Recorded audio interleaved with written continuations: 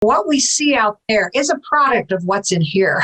See, that's the big thing. Our egos are showing us the scary world and, oh my gosh, run for cover, duck, duck, duck. That's what the ego wants to constantly feed us. That's the little thing it runs at the bottom of the news feed, constantly telling us, oh no, help, help, something's wrong, something needs to be fixed. That's the ego's message. So I try to ask the Holy Spirit, I mean, again, that's my terminology. It can be, any kind of different terminology. Ask me, I want to see things differently. Help me to see this differently. And so that's my goal, to try to see things differently. So if anything comes in that looks scary, that looks like, oh, it needs, and just accept things the way they are, to love what is in this moment and what we have. On to the show. 2, 1, 0. Hey, Pam, and welcome to Stellar Life Podcast. Thank you so much for being here. Well, it's my pleasure. Thanks for having me. Yeah. Before we begin, can you share a little bit about yourself and how did you discover your passion or passions? Wow. Well, a little bit about me. I've loved to create since the time I was a little kid. I think making things is the best way to spend a life. We've got this short lifespan here. So making things has always been a passion, whether it was when I was a kid, I used to, make little furniture for little dolls. And I've just always made things. But as I got in a little bit older, I learned how to read, in second grade. And I started reading. I thought, I could do this. I could write books. So I started writing books. I mean, little silly books, like Patty the Penguin, Blackie the Bear, when I was in second grade. And so I've just always loved to write. And I feel so blessed because my entire career, I was able to make a living doing my passion, which is writing. And so I have published 20 books. I've written countless magazine articles. I have, traveled over the world. So I've been able to, craft a pretty cool life out of using my creativity and using my skills at writing. So I'd say I started writing, way back in second grade. And then, when I went to university, I got a degree in journalism and worked for a newspaper for a while because that's a form of writing. I've done about every form of writing there is, but I've been on my own, writing books and writing about the things I wanted to write about for, it's been about 30 years now. So yes, I've had a very blessed life. What do you like to write about the most? Well, that's the cool thing about being a writer. You don't have to pick one topic. So like whatever you get interested in, you can get an assignment, hopefully, and then you can write about it. So I get to choose. And so like maybe I guess I consider myself kind of a jack of all trades, master of none type person. And that's perfect for a writer because, okay, so today I'm going to write about New Mexico, for example. I've done a lot of travel writing. So I've done 3 books for National Geographic, and that really enabled me to see the world, which has been really, a passion of mine too, is traveling. I think when we travel, we realize the world is a lot smaller than we think it is. People are kind of the same no matter where you go. So anyway, so I guess in some ways I was able to combine both of my passions, which was traveling and writing, by doing travel writing. Mm-hmm. So yeah, what do I like to write about? I obviously like writing about spiritual things. That's the kind of, most of my books are about. Well, half of my books are travel books. Like I said, 3 books for National Geographic. I did several books for Global Co-op, which is another travel publisher. I did one, Girlfriend's Getaway Guide, or going on trips with your girlfriend. That was kind of fun.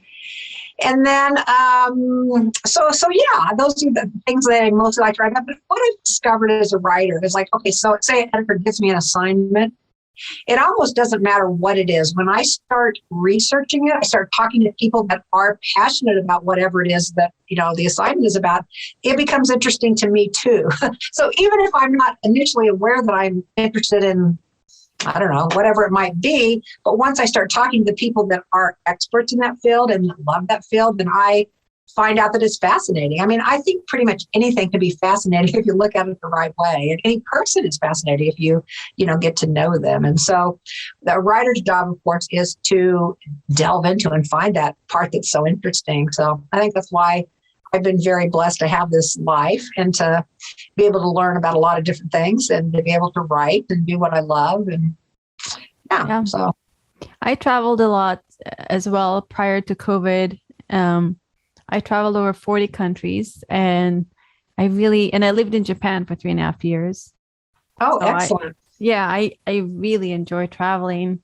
And I guess for me, how travel and spirituality was working together is when I left to Japan with $700 in my pocket, just on a whim, when I was 20, 19, no, 20. And I just, I was so, I got from my mom, I got the books, The Power of Your Subconscious Mind. And I really believe that if we connect to gratitude and we set our mind to what we want to happen, it will happen. So I was envisioning my life in Japan, and even the person I eventually met in Japan, who was my boyfriend for that time. And I remember going down Omotesando. It's like the Champs-Elysees of Tokyo. And every block you have a temple, and I would throw a coin and clap my hands and say a prayer. And I always was in gratitude and saying, thank you, angels. Thank you for my guides. Thank you for my guidance.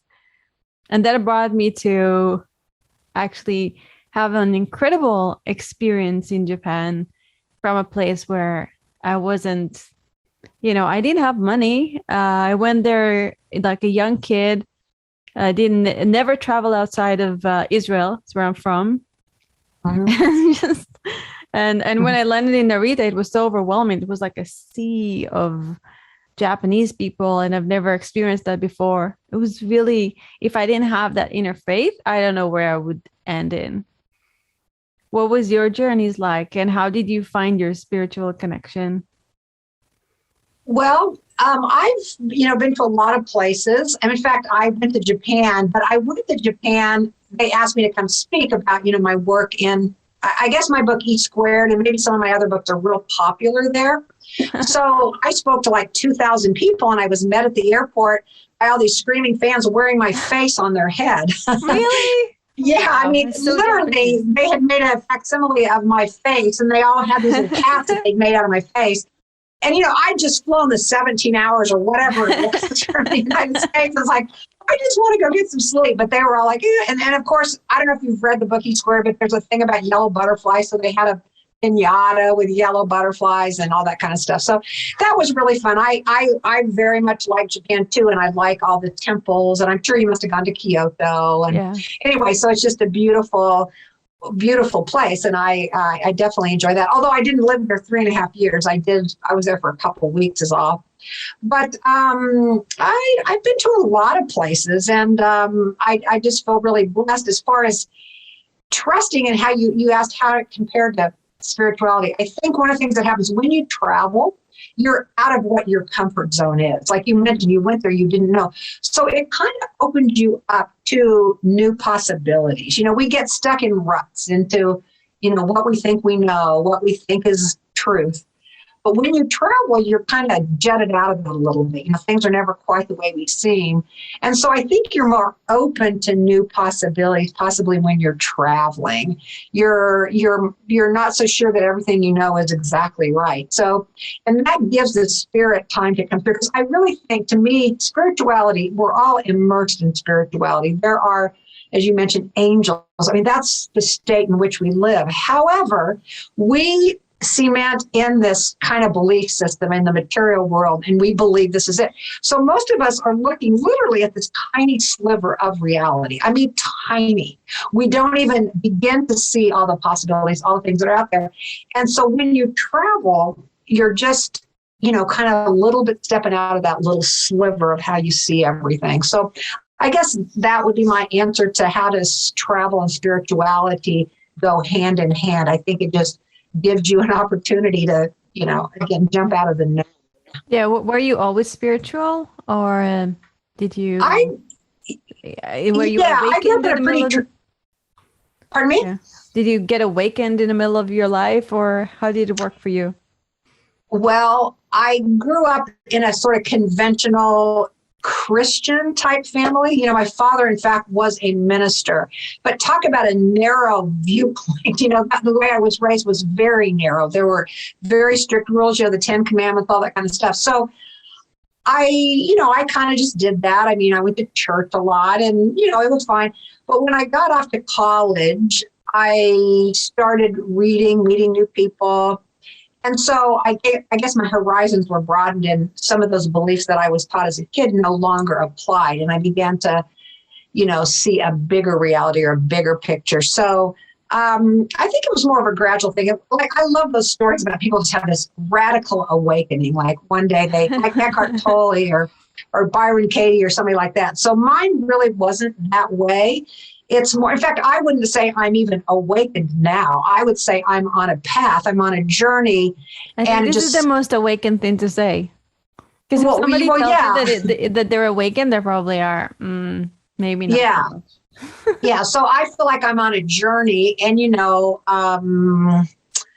yeah, so I, you know, it's important to me. I always say my intention is to wake up or to just be open to possibilities and to open to, you know, what could be, to the beauty and the love. Because I just know, I mean, the whole world is just shimmering with light and love, but yet we don't see it again because we are so focused in on this very tiny sliver. That's my word of the day, I guess, sliver of reality. No, I like it. I like it. In Kabbalah, they call it the 1%, because we live in the 1% reality, and they talk about moving the veil into the 99% of reality, or whatever it is. Yeah. So how do you cope with what's going on right now in the world? Because the 1% of what's going on in the world seems a little tough with all the restrictions. Oh, so true. So true. I agree.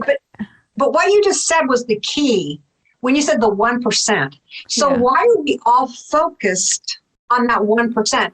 When there's, and I believe it's even bigger than 99%, you know, the bigger, because I feel it's infinite, you know, what's actually possible. Yes. But everybody is looking in at that little 1%. I mean, how silly is that? So we're really focused on that.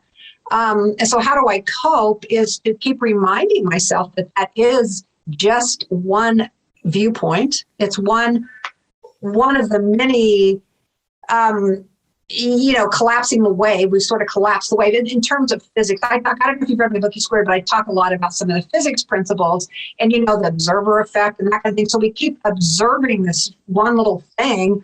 And of course, it just keeps growing and growing and growing. When in quantum physics, when you see something, it appears. When you look at something, it appears. When you're not there, it's not there.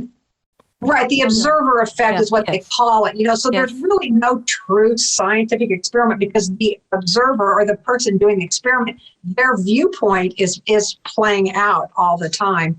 So, so I guess the way to cope is to recognize that it's just a tiny sliver, my favorite word for today, and that there is much bigger and much more, and to just continue to be asking to see the bigger picture, the bigger light, the bigger whatever. And that is my goal. Yeah. So that's how I cope. to build your future from your future and not from your past. Or not even to worry about the future, to think about the now, this moment. I mean, I am really trying to focus on this moment only. The past is irrelevant. The future is irrelevant. Only this moment. So I don't know. That's one of the tools I use, just really living in the moment. Mm-hmm. Our brains are still quite primitive. They are still wired to look for the saber-toothed tiger and to look for danger. And that's why the media is so wonderful at capturing our attention, because we are so wired to look for what's wrong. How do you rewire your brain to look for what's right? What are some processes that you suggest? Well, you mentioned gratitude earlier, and I think gratitude is one of the most simple ways to help rewire your brain. If you stop and recognize just how grateful we are, I mean, for just how much we have, how much we are blessed with, no matter what. I mean, finances have nothing to do with it. Just the fact that the world, I mean, the sun came up this morning. I mean, how cool is that? The sun, you know, grows crops for us to eat. I mean, there's just so many gifts and blessings, but we don't even stop to look at that. We take it all for granted. So I think focusing on gratitude, one of my books, I don't know what all you know about me or how you found out about me, but one of my books is called Think and Grow Rich, which is a takeoff, of course, on Napoleon Hill's Think and Grow Rich. Mm-hmm. But it's all about gratitude and the kind of capital that we all are privy to, not so much financial capital necessarily, but creative capital, social capital, alchemic capital, the ability to make changes. Let's see, what are the 5 kinds of capital? Okay, I said alchemic, social, creative, spiritual capital. And then what was the 5th one? Adventure capital. So those are the 5 types of capital that I believe in going for. But also, I just think gratitude is, because everybody can understand gratitude. I think sometimes people poo-poo it. They think it's too simple, but it isn't. It literally changes your brain. It changes everything. It changes where you put your focus. So, yeah, gratitude's a big one for that. You talked about the news, and one of the things I've said several times is that watching the news or focusing in on the news or that 1% is like putting a please kick me sign on your back, but like putting a please kick me sign on my back. That's funny. Yeah. Yeah.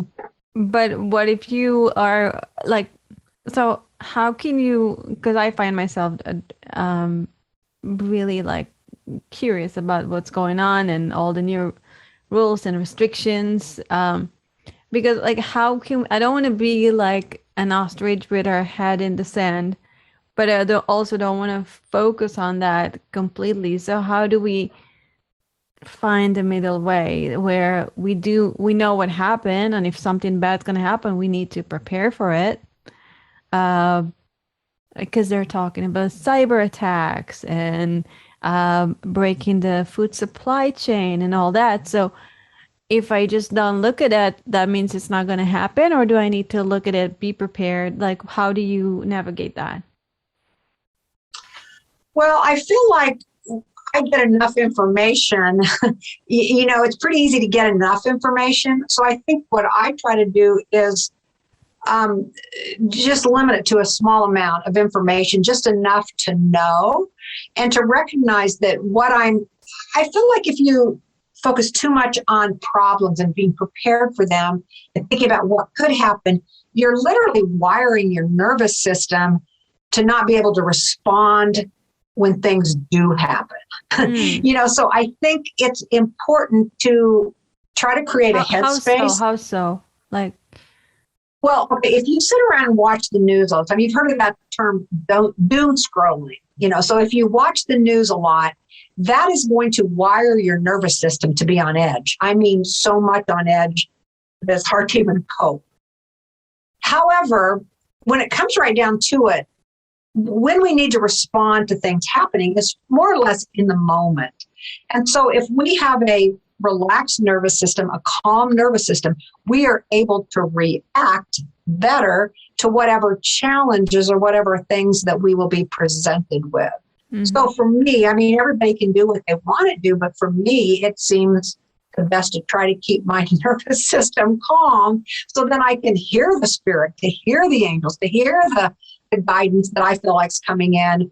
Because when I'm focused on, this is going to happen, I better worry, and oh my God, then, all that is blocked. All information coming in, all answers are blocked. And I want to have those, I want to be privy to all the answers, all the guidance that I can possibly get. Yeah, you seem like you have a very relaxed nervous system, like you did a lot of work.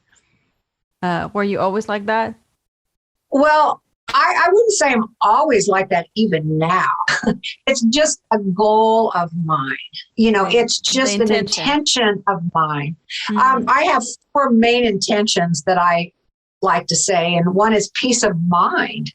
Unless you have peace of mind, what goes in?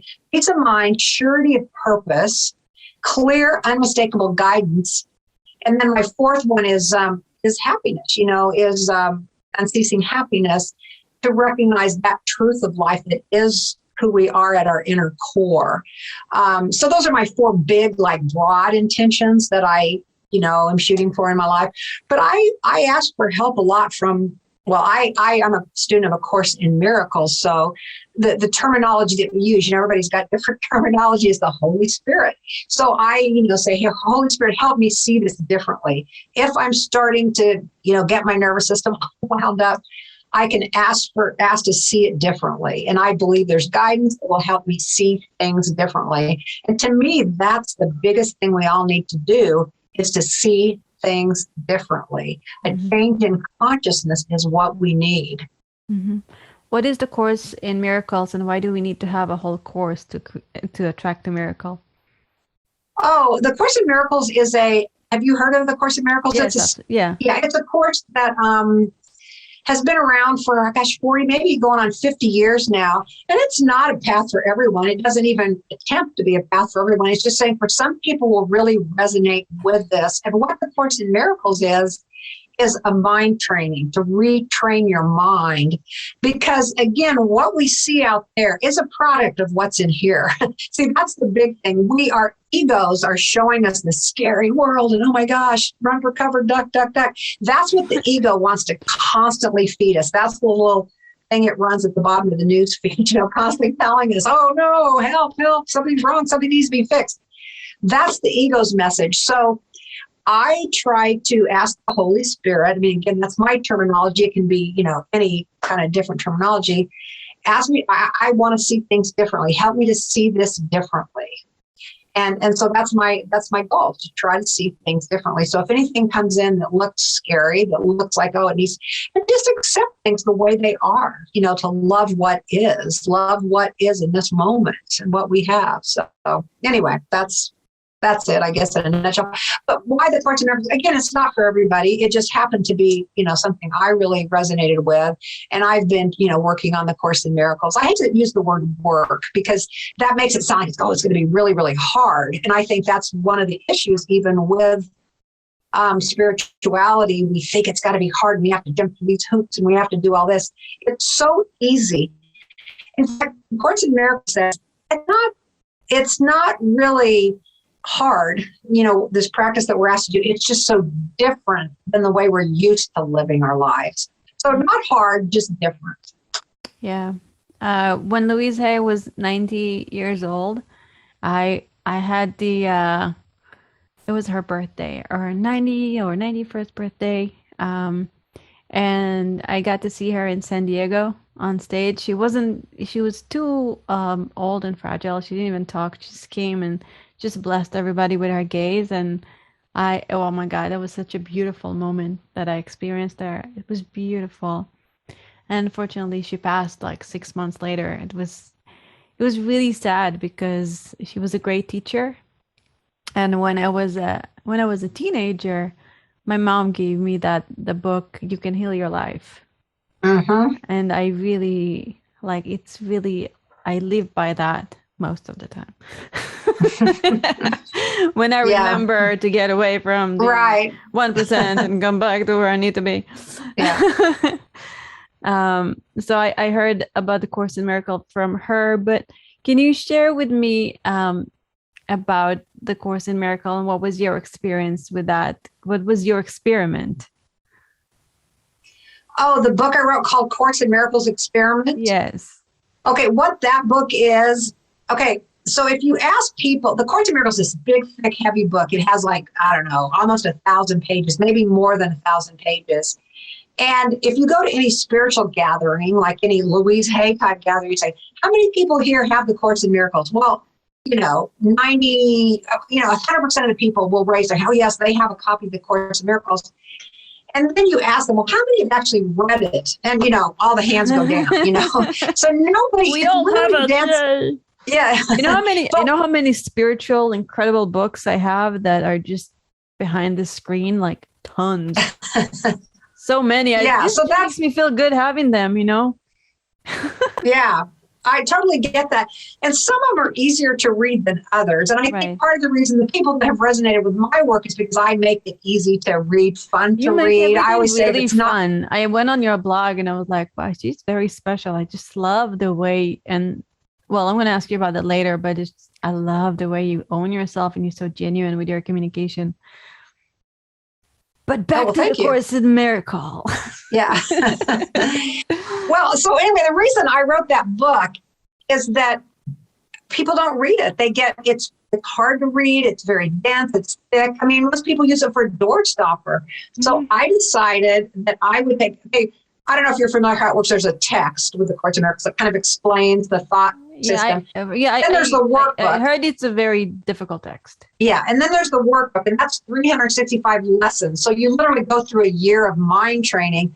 And so what I did in the Course in Miracles experiment is it kind of came to me like it was mine to do, because I was just blogging about my year of doing the Course in Miracles. And about February or March, people were like, oh, we love this so much, you need to turn it into a book. So, you hear that once, like, oh, okay, maybe I need to turn it into a book. Then you start hearing it again and again and again. It's like, okay, universe, I get it. I need to turn it into a book. So, I went to my editor at Hay House and said, hey, look, this is what I've been doing. And so what I did is I took each of the lessons and then I kind of put it in what I call Pam Grout speak, or, just make it easy, make it fun, make it so people can actually want to do it. Because if you don't want to do it, you're not going to do it. If you have to make it, it can't be a struggle. It can't be hard. So I sort of just rewrote those 365 lessons. I made them easy to understand, fun to read. And a lot of people are just, kind of doing both, the actual workbook and mine together. Some people are just doing mine. I mean, obviously, a lot of people just do the course workbook, but it's just a 365-day program that you go through, each year. And then, eventually you can quit doing it, just give it all to the Holy Spirit. I'm dense, I'm slow. So I pretty much started over at the beginning of every year. So anyway. And what did your readers or people that used your book, what are they saying? Like, what miracles happen in their lives?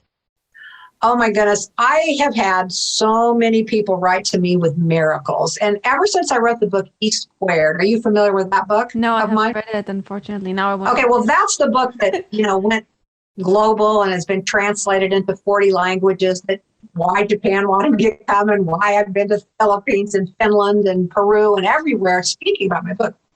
But in that book, now I forgot exactly what I was saying. Something about making it easier. What was your question?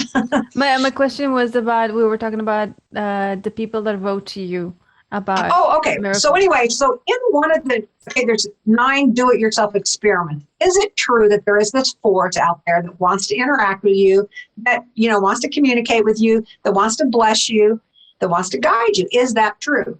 Right. So I have these 9 experiments that people do, and they're all fun. They take about 48 hours to prove to yourself. It doesn't matter what anybody else says. You have to believe it yourself. What do you believe? What is your experience? So I challenge people. I've got it even set up like the scientific method. Here's the hypotheses. Here's how the experiment works, and then people try it. So anyway, because of that, in one of the chapters I mentioned, if you find a synchronicity, write to me. So, I think my email might be in there. I, especially when the book first came out in 2013, probably for the next 2 or 3 years, it started going all over the globe. I would get literally hundreds of emails every day with people saying things like, you're never going to believe this. And I always say, yes, I do believe it, because this is what I read about. But anyway, so they told me about all these amazing, miraculous things that have happened to them after reading E Squared, which is sort of also a book about the Course in Miracles, about how miracles are natural. Miracles are our inheritance. We all are due to have miracles. So anyway, so it tells in there kind of how to do these experiments, and then to see it, test this out for yourself. Don't take my word for it. Test it for yourself.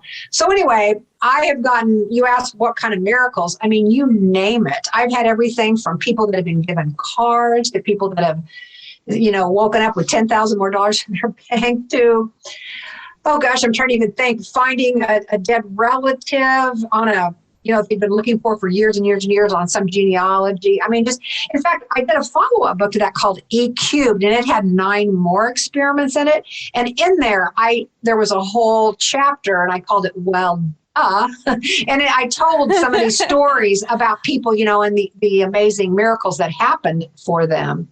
So here's one just quick that comes to the top of my head.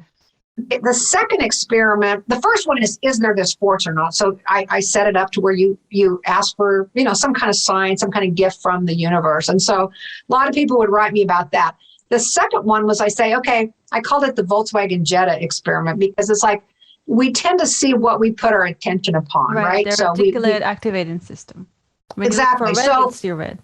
Right. So I had people, I gave them specific things and gave them 48 hours to be looking for these things. So this one girl, rather than take my suggestion, she decided she was going to look for white feathers. So one of the things I say, set it and forget. It's the crock pot principle. So anyway, so she goes, okay, I'm going to see white feathers during this 48-hour period of the test, of the experiment that I have been doing in this book. But she's out geocaching with her family during these 48 hours, and they're driving back from wherever they were at. You know what geocaching is, where you go out and find these little, it's just a fun kind of a treasure hunt sort of thing, and it's on your phone. You go to GPS markers and you find these little treasures. But anyway, they're driving back from this outing that they had, and suddenly the traffic backed totally up. And this one, the little girl, the girl that was doing the experiment, her daughter said, Mom, look, somebody must have killed a chicken. Lining the highway were white feathers for like 7 miles. And so she had asked to manifest to see white feathers. So for 7 miles, the traffic was backed up. She says, I don't know if a mattress truck turned over. I don't know, but for 7 miles, they got through those 7 miles. The traffic cleared up. They got home. And on their welcome mat, when they got home, was one white feather. No way. So I mean, these are the kind of stories that people were sending to me and still send to me. But, the book came out, like this in 2013, it's 2021. So 8 years ago, almost 9 years ago now, the book came out. So for the first 3 or 4 years, I mean, I was getting hundreds of these stories. I still get some, but I don't get quite as many. But anyway, so I just hear all these stories all the time about miraculous things that happen. It's almost like pulling from a different dimension. Again, it's pulling from a different than that 1% that we're all aware of, or from that sliver that I'm talking about. There is this other world. There is this other way you can interface with it. Yes. Where everything is potential, and we can have Abraham Hicks, they call it the vortex. Right, yeah. And some people call it the quantum field. It's the field of infinite possibilities where all your dreams you can just pull everything that you want from there. But what is the process? How do you do it? Let it happen. Trust that it's there. It truly is simple, and people just want to make it difficult. They want to, here's your 7 steps, and everybody wants their 7 steps and their big how-to manual. It's so simple. Why do we need a whole course in miracle? Well, it's because you have to retrain your mind. Your mind is so used to things being hard. We all it's easy, but we are so indoctrinated in our way of thinking and seeing things that the whole process is just to open our horizon so we can see more. That's really, it's as simple as that. It's truly as simple as that. However, our little minds want to make it hard and want to be given instructions on how to do this. Why do we want to make it hard? Why can't we make it easy? I don't know. That's a good question. I guess the way you're brought up. It's the way we're trained. You have to study hard, work hard, do hard. Everything needs to be hard. And then people are taking pride in, I'm so busy, work so hard. And I sometimes in my life, I make things complicated. I'm like, if it's not hard, I won't be able to have it. I need to really work at it and really want it and really suffer. But we can skip the suffering and we can just get to manifesting. I did manifest incredible things in my life, I have to tell you. I manifested my husband. I was at a Tony Robbins event, a Date with Destiny. And we had our relationship vision. To write our relationship vision, I sat by a waterfall at 1 a.m. when the day was over, because the days are really long. And I had like a breakthrough, breakdown. I was crying, laughing, right in my relationship vision. And then I was at peace. And that is after I was healing from an abusive relationship. So it was really hard to date. It was really hard to get into any relationship. It was about, I think, 3 years later after that relationship. And after I wrote my relationship vision, I was in a place of surrender when I was like, God, I really tried to do it on my own, try to put the world on my shoulders. I can't, please take it. And there was a direct communication there. And 48 hours later, I was introduced to my now husband. And 9 days later, he proposed to me on a hot air balloon in Vegas. Wow, sounds great. Yeah, and I said no. Oh. But 9 months later, he proposed again, and then I said yes. Same with like having my child. Doctors gave me 5% chance to conceive.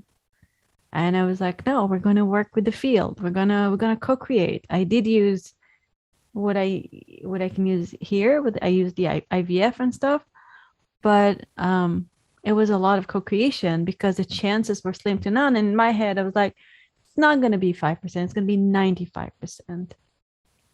We're going to switch it. We're going to look at what's possible.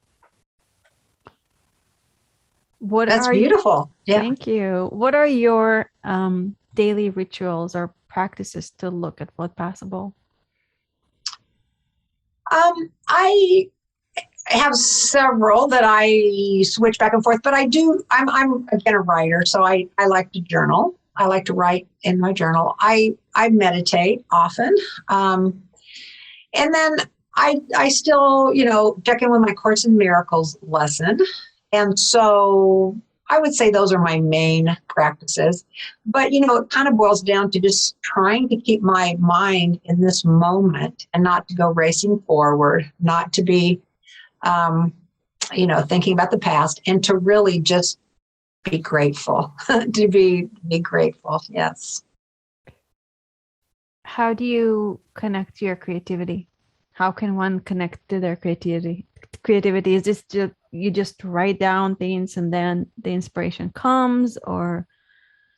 Well, I believe we are always connected to our creativity. Again, we may block it, we may not be aware of it, but all of us are creative. I have one of my books is called Art and Soul.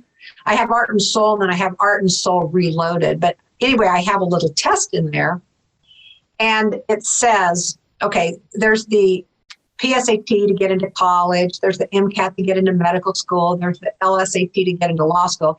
Here's my test for if you are creative. It has one question. Are you breathing? If you answered yes to this question, that means you are highly creative. Yes, I am. Yeah. So anyway, that's what I believe. So accessing creativity is more about not blocking creativity. Yeah, well, how do we not block creativity? Well, we continue to create. We ask, again, I feel like when I get blocked, I have to ask, for guidance. But I feel like it's just a natural state to be creative. You look at a kid, I don't know how old your child is. It's 2 years and 4 months now. Okay, but just, you don't have to tell a kid to, okay, make sure you do the Legos right. They just do things with complete abandon. They're fully alive in their bodies. They're just, just going for it, curious, trying things.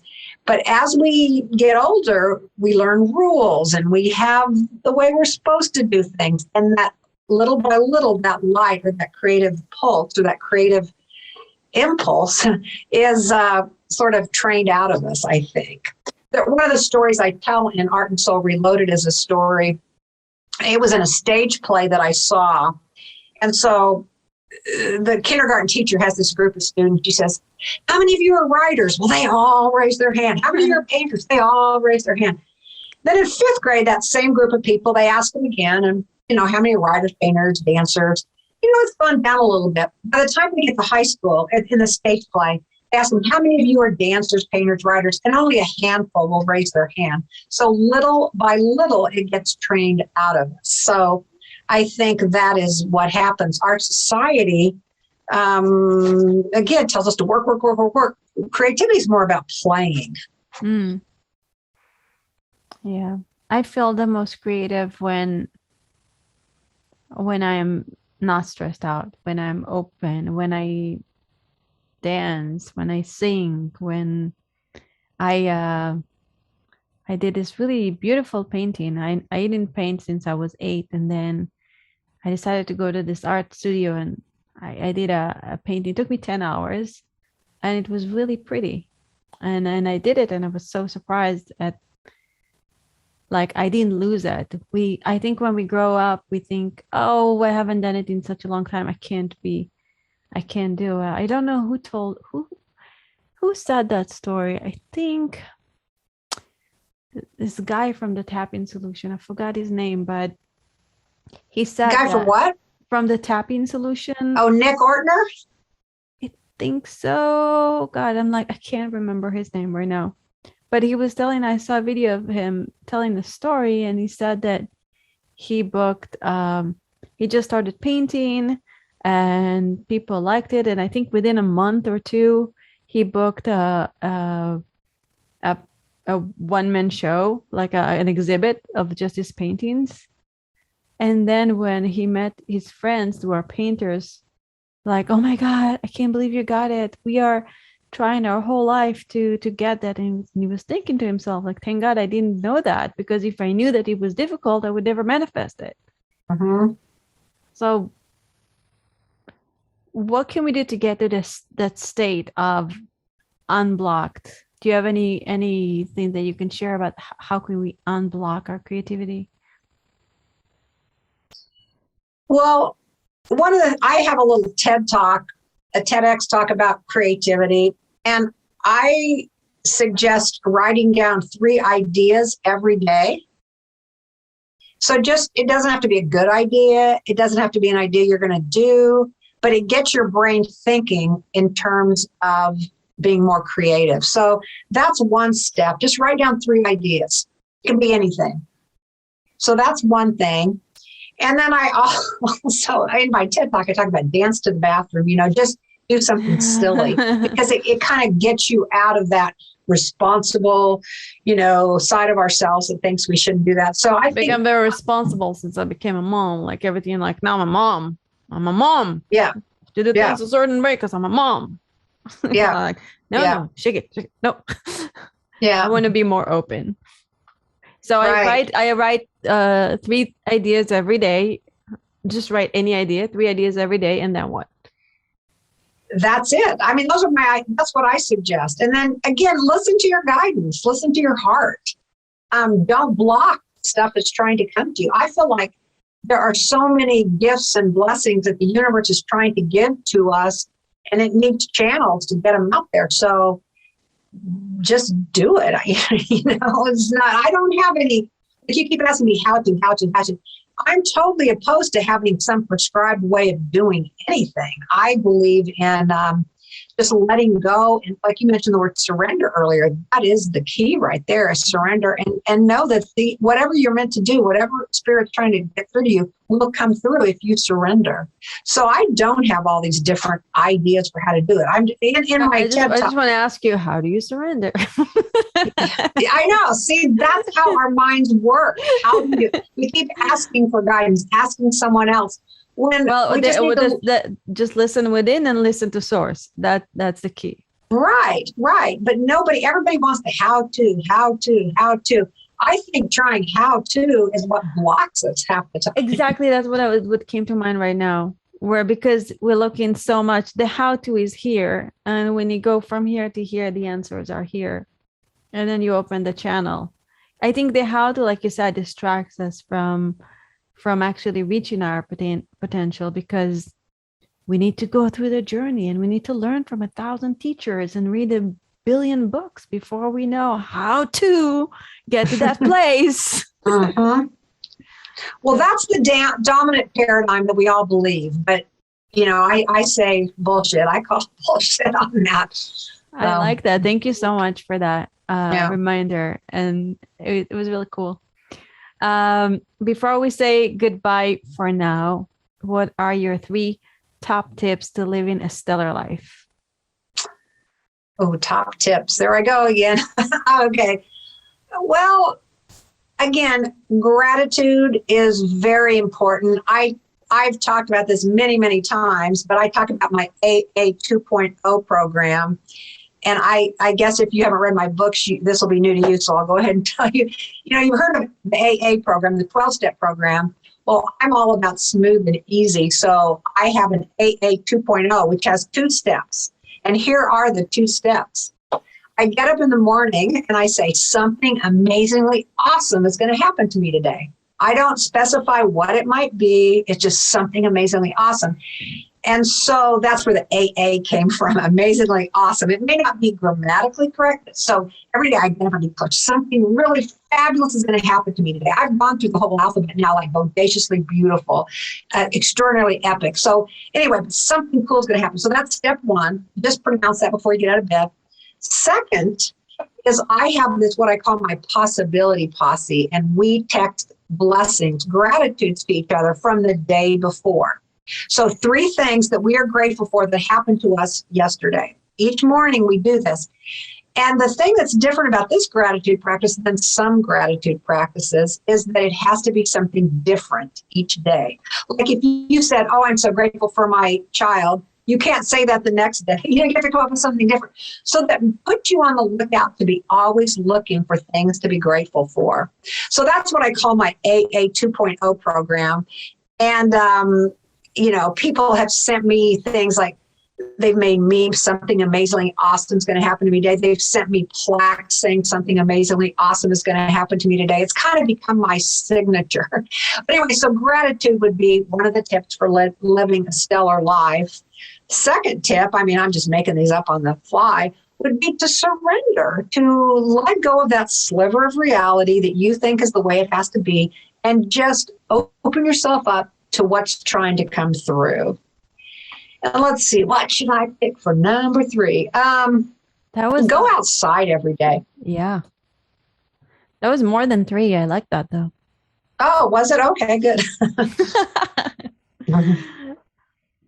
It's always good to focus on those things. It's always good to remember those things. And I guess sometimes our stubborn minds want to hear the how-to from somebody like you, and also hear, stop with the how-to and just connect to your heart. Yes, there you go. So simple. Yeah. Where can people find you, read your books that are amazing? I haven't read them yet, but I am definitely going to get the 2 we focused on today, because I'm so freaking curious and in awe about them. Yes. Well, my books are available on Amazon or, bookstores, whatever. But on my website, people want to find me. And I have this blog on my website. There are literally like 800-900 blog posts, and it's all about this kind of stuff. But it's pamgrout.com. If you know my name, you can find me. My Twitter, my Instagram, it's all Pam Grout. So, anybody that knows my name can easily find me. So. Perfect. Pam, thank you so much for being here. Thank you for sharing your light, your wisdom. And I just love how genuine and honest you are. It's just so beautiful and refreshing. Nice.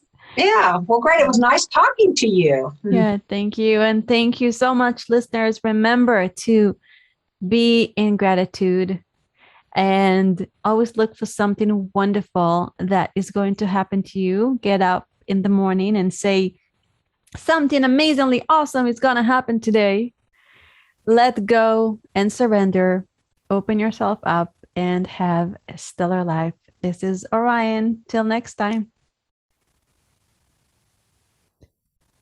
Thank you so much. That was fantastic.